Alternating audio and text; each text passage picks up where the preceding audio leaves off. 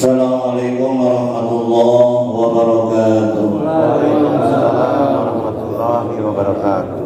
Bismillahirrahmanirrahim.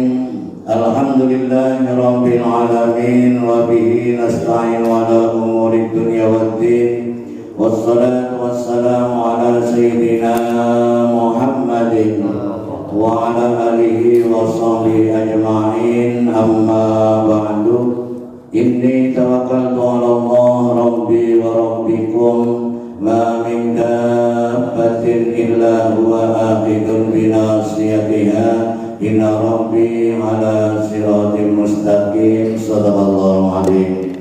Bapak-bapak serta saudara-saudara sekalian, jamaah majelis taklim Ar-Rayyan yang semoga kita semua mendapatkan limpahan rahmat, barokah, maghfirah dari Allah Subhanahu wa taala. Mendoakan para pendahulu ini merupakan ide yang bagus ya. Jadi nanti yang mau mati nggak khawatir lagi. Setelah mati pasti ada yang mendoakan. Iya kan, yang mau mati jadi mati nggak apa-apa lah, dan doain ini ya. Nggak usah takut ya. Termasuk di Masjid Jami Ar-Rayyan juga setiap malam Jumat kita mendoakan arwah-arwah pahlawan. Ya karena memang bentuk terima kasih kita kepada yang mati itu ya selemah-lemahnya yang doain itu. Syukur-syukur kita punya harta bisa kita sedekahkan atas nama guru-guru kita, atas nama orang-orang tua kita. Barangkali mereka dulu ketika hidup kurang sedekahnya, atau kita ngaji kita alamatkan kepada mereka, barangkali dulu ketika hidupnya dia kurang ngajinya. Itu semua kebaikan-kebaikan itu apabila kita tujukan kepada siapapun itu akan sampai kepadanya tanpa juga mengurangi pahala kita. Kita dapat, tapi orang lain juga mendapatkan keuntungannya. Tapi bagi yang yakin, apa saja kalau nggak yakin nggak akan nyampe. Idil fatah hasbati qadi rufiq wa kullu malam yaktakid lan yantafi. Kalau kita pernah ngaji nahwu dalam amriti itu bahwa seseorang itu akan diutus sesuai dengan kadar keyakinannya. Siapa memiliki keyakinan maka dia akan mendapatkan manfaat dari keyakinan itu. Bagi yang yakin doa itu akan sampai, nanti ketika didoakan ya sampai. Tapi apabila kita tidak yakin itu sampai, nanti ketika didoakan ya nggak nyampe. Itu kan enak sebetulnya, karena segala sesuatu yang kita lakukan itu pada akhirnya untuk kita, bukan untuk siapa-siapa. Walaupun itu kita asnamakan untuk orang lain, tapi pada hakikatnya itu untuk diri kita sendiri. Hikmah yang bisa kita dapatkan apabila kita mendoakan orang yang sudah mati itu, minimal kita jadi ingat mati. Benar apa enggak? Kesini dong konsentrasinya. Romanya udah ya. Sini aja gak apa-apa, sambil makan gak apa-apa. Apa tadi?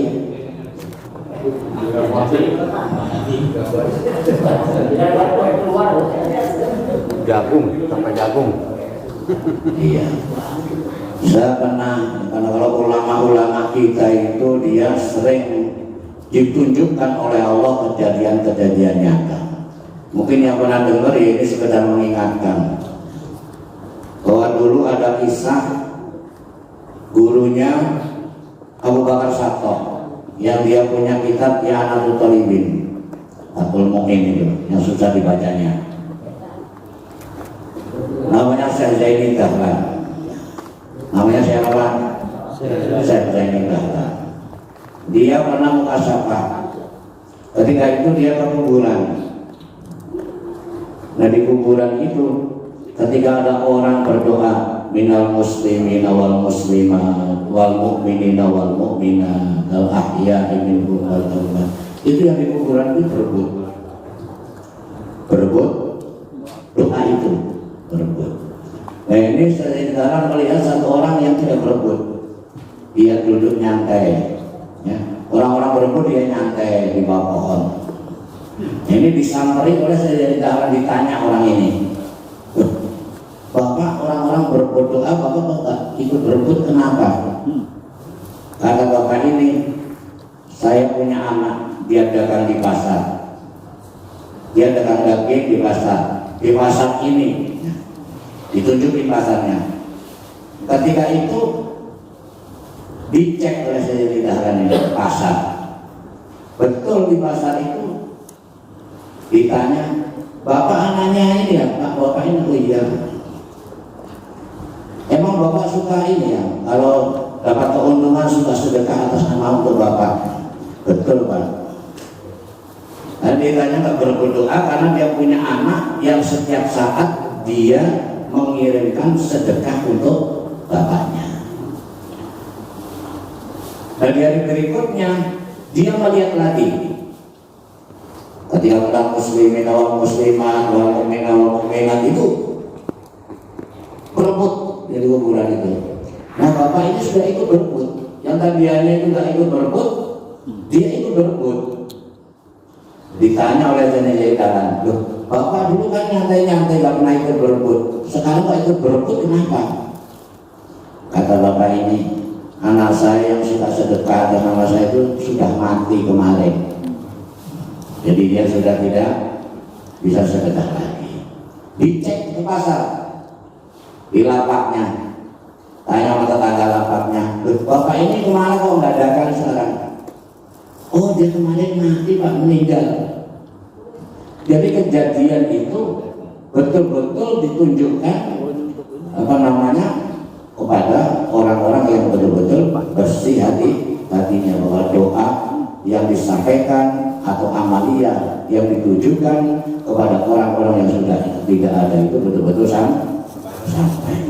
Kalau tidak sampai, di Al-Quran itu nggak merintah kita suruh doain orang tua, Robbi birli wali walidayya warhamhuma kama rabbayani shaghira. Ada nggak di Quran itu? Kalau doa itu tidak nyampe, pasti nggak ada tuntunan doa itu. Dan apabila doa itu tidak nyampe di dalam sholat, mungkin juga nggak ada. Assalamualaikum wa ala ibadillahi sholihin. Semoga sejahteraan untuk kami dan untuk hamba-hamba yang soleh. Atau tidak nyampe, malah Rasulullah mungkin juga nggak ngajarkan. Apabila kita ke kuburan, kita disuruh mengucapkan Assalamualaikum ya ahlal kubur. Ternyata orang yang sudah mati itu pendengarannya lebih peka dibanding orang yang masih hidup. Walaupun kita ngomongnya pelan, kuburannya gede, kita ngomongnya pelan. Assalamualaikum warahmatullahi wabarakatuh. Itu semuanya dengar. Jadi kalau kuburannya gede, kita nggak perlu teriak Assalamualaikum warahmatullahi wabarakatuh. Nggak perlu kayak begitu. Dan ada orang yang suaranya kencang. Kenapa nggak bapak kencang-kencang suaranya? Ini kuburannya kan gede sekali, kalau kencang nggak dengar. Jadi orang yang sudah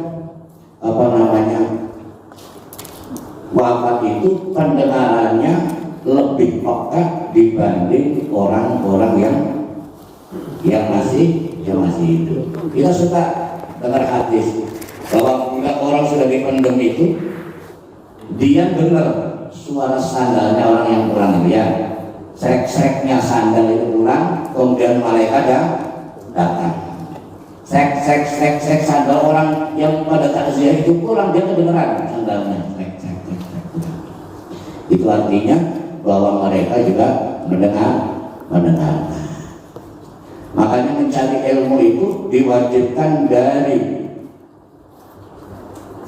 buayang sampai liang lahat. Karena liang lahat itu masih suka diajarin.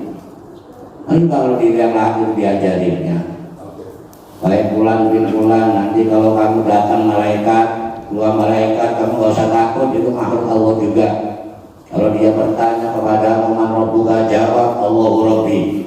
Kalau dia bertanya siapa Tuhanmu, maka itu artinya bahwa orang yang sudah meninggal itu masih perlu bantuan terhadap orang-orang yang masih hidup.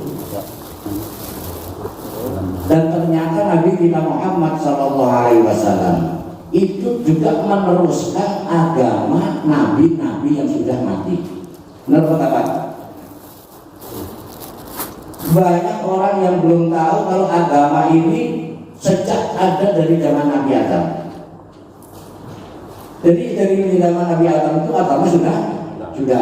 Diteruskan terus ke sini Nabi Nuh, Nabi Hud, Nabi Ibrahim, terus ke sini sampai Nabi kita Muhammad Sallallahu Alaihi Wasallam. Sehingga Nabi itu pernah di depan sahabatnya, agama ini seperti bangunan, kata Nabi. Dan dia ada yang kurang lengkap sedikit. Nah itulah aku, kata Nabi, yang melengkapi. Itu artinya bahwa Nabi itu penyempurna para nabi dan juga penyempurna risalah-risalah yang dibawa oleh nabi-nabi sebelum Nabi Muhammad Sallallahu Alaihi Wasallam. Kayak kalau kita dengar al-ulama warasatul anbiya, ulama itu pewaris para nabi.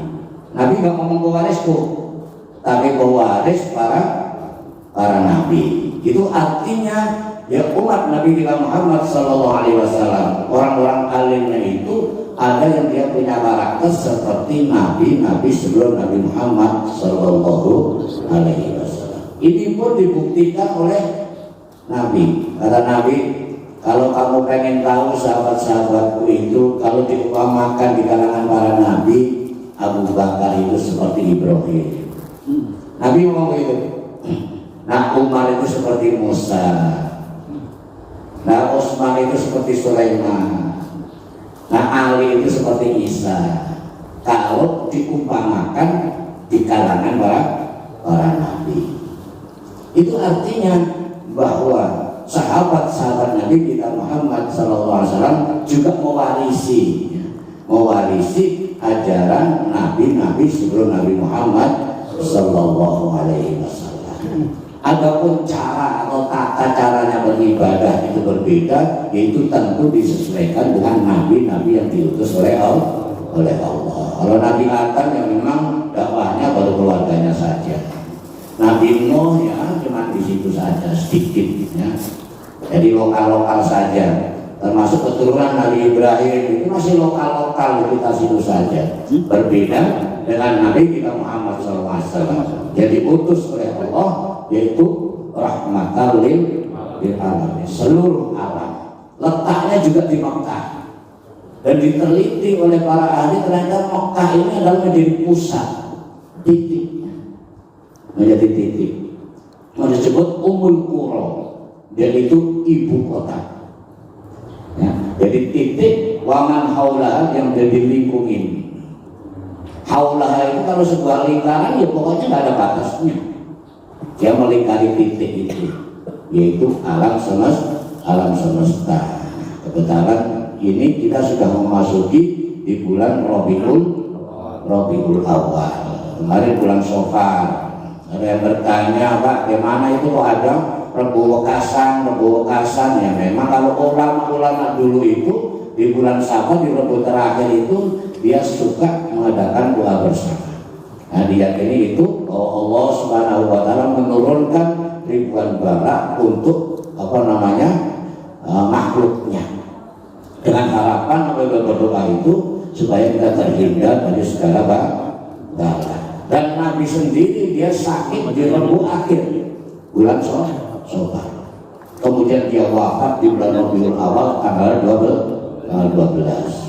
Kenapa Nabi itu nggak diperingati meninggalnya? Ternyata lahirnya sama meninggalnya itu sama. Jadi apabila kita memperingati Maulid Nabi, sama juga kita memperingati atau qol, yaitu atas meninggalnya junjungan kita Nabi besar Muhammad Sallallahu Alaihi Wasallam. Kenapa para nabi itu kok di dunia ini cuma ada 3 orang yang diperingati hari lahirnya? Yang pertama adalah Nabi Isa, ya, kelahiran Isa Al-Masih. Di kalender ada ya, kelahiran Isa Al-Masih. Kedua yang diperingati kelahiran Nabi Muhammad SAW, namanya Maulid Nabi.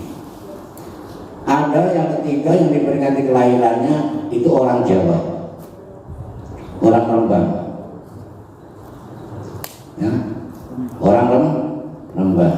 Siapa namanya? Ibu kita Kartini. Itu diperingati dari kelahirannya. Cuma ada tiga itu. Kenapa mereka diperingati kelahirannya? Karena menandai zaman. Nabi lahir ketika zaman jahiliyah. Nabi Isa lahir ketika zaman kaum musyrik. Nabi. Ibu Kartini lahir yaitu ketika apa? Menandai ketika itu perempuan gak ada yang sekolah. Yang pertama sekali sekolah itu adalah Ibu Kartini. Ibu Kartini itu juga tokoh Islam, yaitu ngaji. Dia hafal Quran 15 juz. Bahkan dia sudah ngaji tafsir Al-Fatihah. Selesai ngaji tafsir Al-Fatihah, dia menerbitkan buku yang judulnya Habis Gelap Terbitlah Terang. Maka apabila kita baca Fatihah, gelap-gelap itu akan terang. Kalau nggak boleh buktikan saja. Kita pusing Al-Fatihah, kita baca Fatihah itu terang. Bahkan Nabi sangat bangga dikasih surat Al-Fatihah ini. Dan ketika turun surat Al-Fatihah itu yang paling susah adalah iblis. Kenapa? Iblis sedihnya luar biasa. Karena orang hanya dengan membaca Al-Fatihah saja dosanya diampuni. Kata iblis, sialan saya capek-capek ngoda, ternyata cuma baca Fatihah saja diampuni. Ini yang paling jengkel adalah iblis. Makanya iblis itu berusaha jangan sampai umat Muhammad baca Fatihah. Usahanya itu biar mancing supaya dosanya tidak diampuni. Jadi berusaha bagaimana orang itu jangan sampai baca Fatihah. Alhamdulillah kita bukan hanya sholat saja baca Fatihah, ya kan? Anak lahir Al-Fatihah, saudara sakit Al-Fatihah, nyunatin Al-Fatihah, ya, ngawinin Al-Fatihah, mati Al-Fatihah juga, Pak. Ini ulama-ulama itu sebetulnya dia sudah lebih cerdik supaya umat Nabi Muhammad itu mati dia tanpa dosa. Udah mati saja masih kita Fatihain. Makanya insya Allah umat Nabi Muhammad SAW ini semuanya pasti masuk ke dalam surga. Dan sekarang bagaimana sholat 2 rakaat sebelum subuh saja itu lebih baik daripada dunia seisinya. Itu sekali loh Pak. 2 rakaat doang. Coba. Nah kalau tiap hari, Masya Allah, ngantar jenazah dari mandi sampai kita menguburkannya, ini seperti sedekah 2 gunung emas. Banyak banget pahalanya. Kan kalau untuk masuk neraka nggak mungkin. Masa Allah tega pahala segitu banyak, ya kan? Akan dimasukkan ke dalam surga. Ya kalau cuma kesalahan sedikit itu mah, ya. Dengan istighfar saja juga sudah hilang. Dengan berangkat ngaji saja sudah hilang. Ya kan gitu hadisnya itu, angkat tangan, kaki itu menggugurkan dosa-dosa. Kaki yang satu mengangkat derajat. Belum lagi kita baca Yasin. Siapa baca Yasin pagi maka akan diampuni dosanya sampai sore. Siapa baca sore akan diampuni sampai. Kalau orang kita dosanya nggak bersih itu nggak ada sebetulnya. Belum lagi kita melaksanakan sholat, bahwa sholat itu menghapus dosa-dosa di antara 2 sholat. Kita sholat subuh, ini dosa dari Isya sampai subuh gugur diampuni. Kita sholat duhur, antara subuh dengan duhur itu hilang. Coba itu. Jadi insya Allah yang penting kita benar aja, nggak usah maksiat, yang penting benar saja. ada pengajian ikut ngaji, ada tahlil ikut tahlil, ada baca Quran dengerin. Insya Allah selamat dunia dan akhirat. Insya Allah husnul khotimah. Amin ya robbal alamin. Dan gitu saja lah maulidnya, besok malam Rebu baru datang ya. Nah, sekarang nggak usah maulid, kita kematian saja. Gitu ya. Kalau maulid itu kan lahir, ya. Kita langsung mati aja. Jadi ya, bahwa kita semua akan mati, nanti akan dibangkitkan oleh Allah sendiri-sendiri sebagaimana kita lahir. Jadi bangkit itu sendiri. Kalau kita lahir bareng-bareng apa sendiri? Ini sendiri-sendiri. Nanti muncul dari tanah juga sendiri-sendiri. Nggak bawa pakaian, nggak bawa apa. Ya kan? Semua seperti kita lahir aja. Kita lahir pakai baju atau pakai celana? Nggak pakai apa-apa. Nanti kita dibangkitkan juga tidak pakai apa-apa. Kecuali bagi orang yang saat ini sudah dia meninggalkan bekas-bekas. Inna nahnu nuhyil mauta wa naktubu ma qaddamu wa atharuhum wa kulla syai'in ahsaynahu fi imamin. Inna nahnu, sesungguhnya kami nuhyil mauta, kamilah yang menghidupkan orang mati, wa naktubu ma qaddamu, dan mencatat apa yang mereka lakukan, wa naktubu ma qaddamu wa atharuhum, dan mencatat juga bekas-bekas yang mereka tinggalkan. Semua itu tertulis dengan nyata di kitab Lauhul Mahfuz. Jadi yang terpenting sekarang nih, tugas kita meninggalkan bekas-bekas baik. Dimanapun kita melakukan kebaikan. Makanya pengajian keliling itu tujuannya memperbanyak bekas, Pak. Jadi di musola kasih ada bekasnya, di Aroyan ada bekasnya, di Pinus ada bekasnya. Nanti bekas-bekas itu akan jadi saksi. Ketika nanti umpamanya kita ditanya sama malaikat, kita nggak bisa, bekas-bekas itu akan ngajarin kita, akan menjawab. Jadi kita jangan enggan, selagi kita masih sehat, yuk kita perbanyak bekas-bekas kebaikan. Kalau sholat itu juga sama.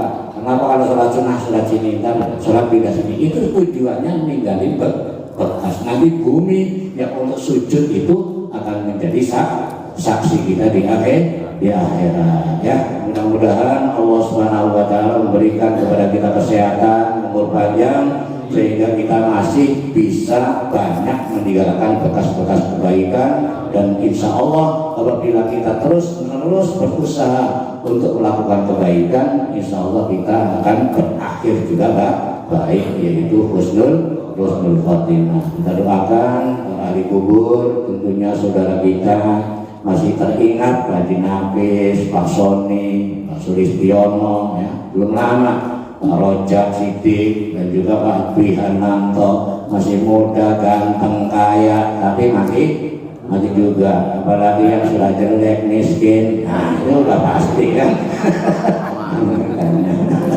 Nah, makanya semua akan mati. Kita doakan mudah-mudahan Allah Subhanahu wa taala menghapus dosa dan kesalahannya, melapangkan kuburnya, dan juga mengangkat derajatnya di sisi Allah Subhanahu wa taala. Amin ya rabbal alamin. Al-Fatihah.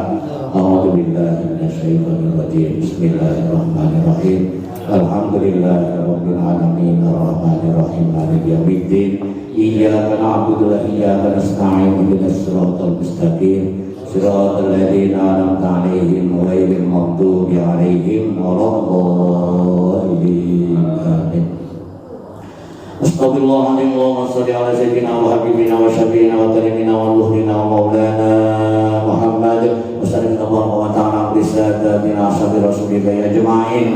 Walhamdulillahi rabbil alamin. Hamdan lillahi ni'amahu wa yukabiru mazida. Ya Rabbana alhamdu kama yanbaghi li jalali wajhikal karim wa 'azimi sultanik.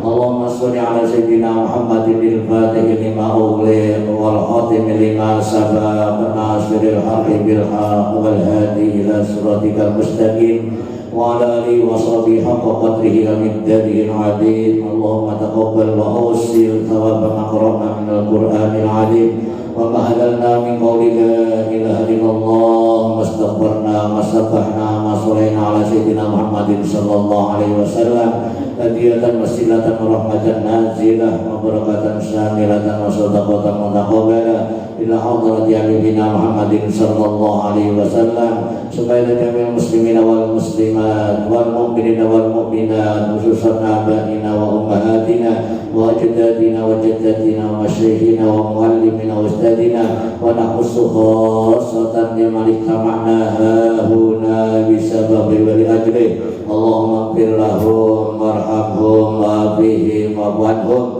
Allahumma anzil rahmata wal maghfirata ala ahli al-qubur min ahli la ilaha illallah Muhammadur Rasulullah Rabbana taqabbal minna innaka antas samiul alim wa tub alaina innaka antat tawwabur rahim Allahumma inna nas'aluka mujibati rahmatik wa azaima maghfiratik wal ghanimata min kulli birrin was salamata min kulli ismin la tad'ana dhanban illa ghafarta wa la hamman illa farajta wa la hajatan min hawaijid dunya wal akhirati illa qadaitaha ya arhamar rahimin ya arhamar rahimin ya arhamar rahimin farij 'alal muslimin rabbana arinal haqqa haqqan warzuqna ittiba'ah وارنا الباطل باطلا وارزقنا اجتنابه ربنا ظلمنا انفسنا وان لم تغفر لنا وترحمنا لنكونن من الخاسرين ربنا لا تزغ قلوبنا بعد إذ هديتنا وهب لنا من لدنك رحمة إنك أنت الوهاب ربنا آتنا في الدنيا حسنة وفي الآخرة حسنة وقنا عذاب النار وأدخلنا الجنة مع الأبرار يا عزيز يا غفار يا رب العالمين صلى الله على سيدنا محمد وعلى آله وصحبه وسلم والحمد لله رب العالمين. Demikian perhatian mohon maaf subhanallahumma bihamdika asyhadu an la ilaha illa anta astaghfiruka wa atubu ilaik. Assalamualaikum